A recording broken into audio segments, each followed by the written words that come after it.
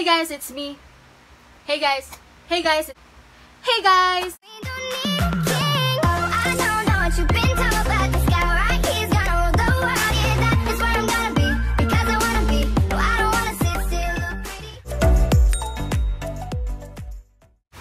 Hey guys, it's me, Chatty. So back again into another video. Today we're gonna be talking about how did I get rid my pimples. So yeah, this is going to be my second video of this topic. And sa video na to, ipapakita ko na sa inyo kung paano ko siya gamitin. And syempre, kung ano ba yung naging effect niya after ko siyang gamitin. So kaninang umaga, 7 AM in the morning, nagpunta kami sa graduation ng kapatid ko. And then nakauwi kami around 2 PM na.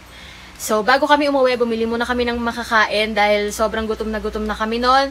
And then, pag uwi namin, alam nyo ba, biglang umulan ng malakas, ang lakas-lakas ng ulan. So, after noon, nagpahinga muna ako and then naglinis-linis ako ng kwarto para makapag-vlog na ako, para makapag-film. So, eto na nga, bago ko i-share sa inyo kung paano ko siya gamitin, so, i-share ko muna yung mga products na to na nakatulong sa akin kung paano mawala yung mga tigyawat ko. So, first is yung Dove White Beauty Bar. Itong Dove White na to, ito rin yung ginagamit ko na pampaputi ko. As well as to my face. Dahil sobrang mild lang nitong Dove na to. So, isasuggest ko sa inyo, i-advise ko sa inyo na huwag kayong gagamit ng mga sobrang tatapang na mga sabon. Lalong-lalo na kung acne prone kayo. Lalong-lalo na sa mga malalaking tubuan ng mga tigyawat. Yung tigyawat ko kasi is sobrang liliit lang. And minsan lang ako tubuan ng ganun kalalaki. Pero yung kung tubuan ako ng mga malalaking tigyawat is yung nasa loob siya, hindi yung lumalabas. So, kung ganun kayo tubuan ng tigyawat, isasuggest ko sa inyo na mga mild na sabon lang yung gamitin nyo. Huwag kayong gagamit ng mga Kojic, ng mga sobrang tatapang na mga sabon. And siguro, marami din naman mabibiling ng mga acne bar sa drugstore. So, pwede rin kayong gumamit nun. As long as hindi magre-react ng negative reaction, pwede. So, next is, yung toner na ginagamit ko is itong Celetec Dermoscience Plus Acne Solutions Oil Control Toner with aloe vera and chamomile extracts.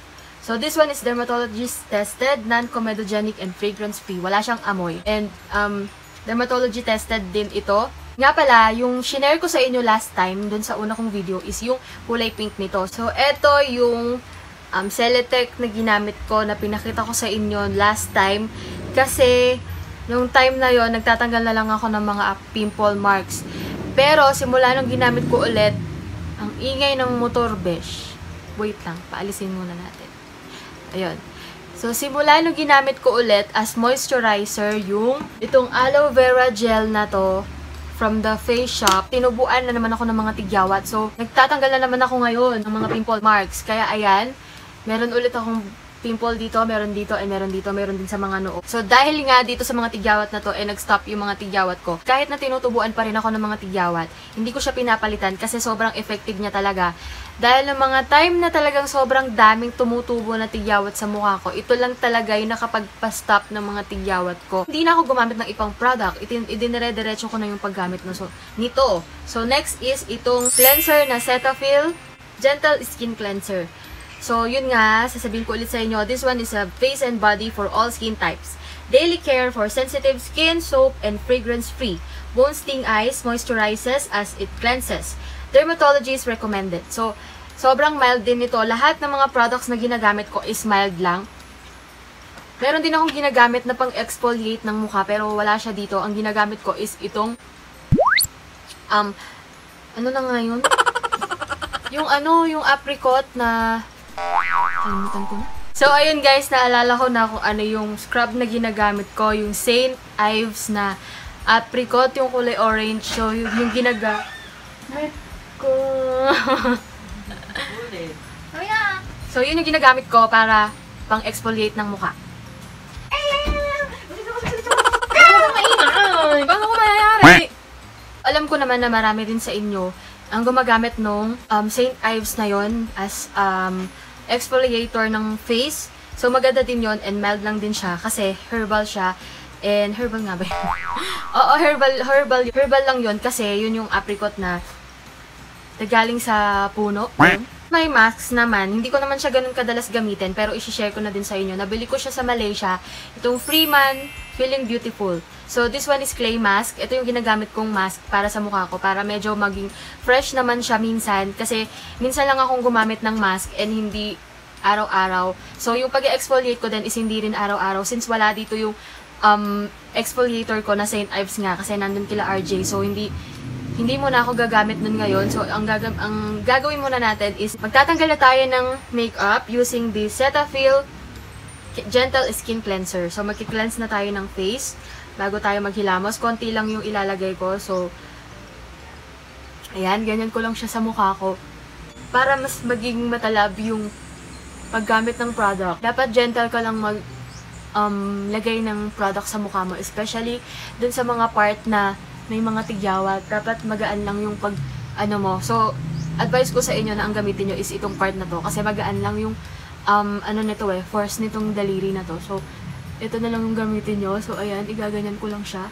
Wala ako ng konti pa kasi hindi siya Hindi naman to nakakahilam, kaya okay lang na pati dito sa mukha, sa mata, malagyan. So, ayan, ganyan ko lang siya.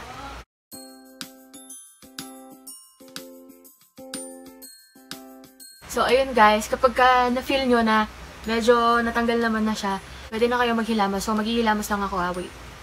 Babalik ako. So, yun, nakapag-cleanse na ako ng face. And then, tap-tap ko lang siya. Usually, yung ginagamit kong pamunas ng mukha is tissue, pero wala akong tissue ngayon, so ang gagamitin ko muna is itong bagong towel. So, tap-tap ko lang siya na ganyan kasi bawal ma-irritate ang mga tigyawat, fish.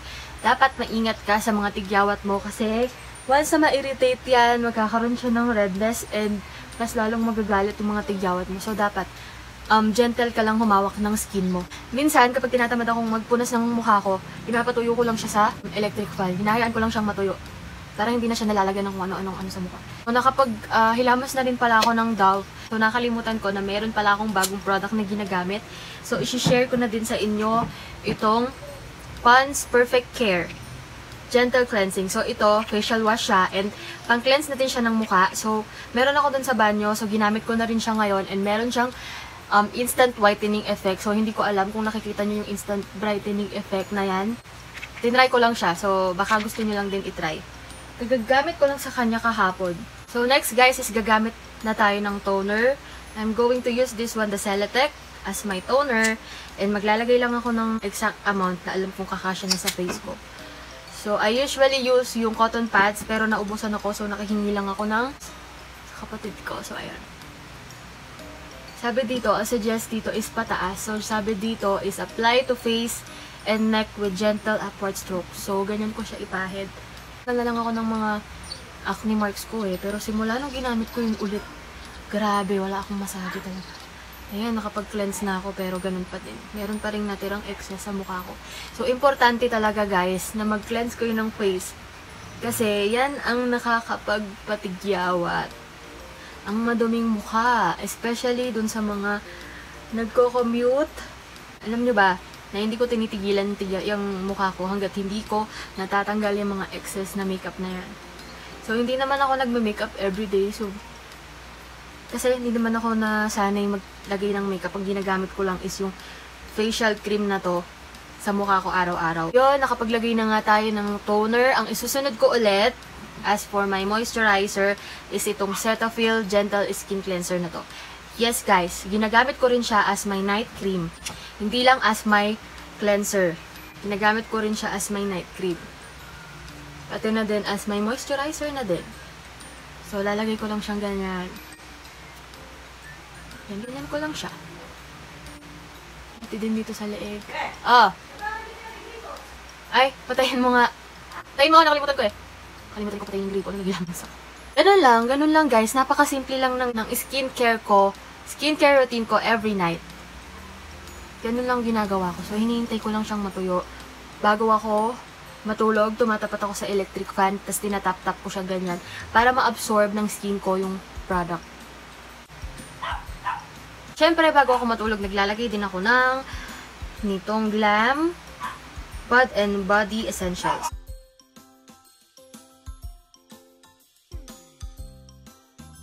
So, yun, natapos na nga yung pagtuturo ko sa inyo kung paano ko gamitin itong mga products na to.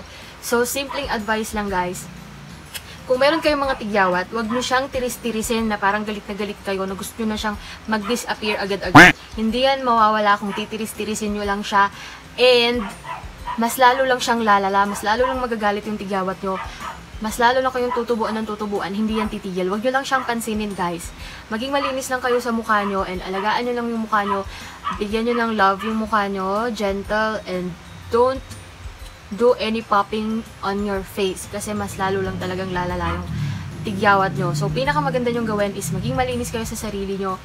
Lagi kayong magkaroon ng skincare, huwag kayong tamadin mag-skincare, and don't forget to seek an advice sa professional na tao para mabigyan kayo ng pinakamagandang advice na gawin nyo sa mga tigyawat nyo, kung ano talaga yung pinaka the best way, kasi madaming iba't ibang klase na pinanggagalingan yung tigyawat eh. Hindi lang dahil sa, minsan kasi dahil sa product na ginagamit mo, baka mali yung product na ginagamit mo, or minsan sa maduming environment, minsan naman dahil sa pagiging stress, ganyan, puyat, madami kasing mga nagiging cause ng tigyawat. So, pinakamaganda talaga na kumonsult ka sa dermatologist para malaman mo yung dahilan kung bakit ka tinigyawat. So, I think hanggang doon na lang yung video na to. Thank you very much guys for watching again on my skincare video. Hanggang sa susunod na video ko. Kung meron kayong mga katanungan, mag-comment na kayo sa baba. At kung hindi pa kayo nakasubscribe, please subscribe to my channel and don't forget to hit the bell button below para ma-notified kayo sa susunod na mag-upload ako ng video. So that's all for today guys. That's all for this video. See you on my next vlog. Bye! Bye mga besh!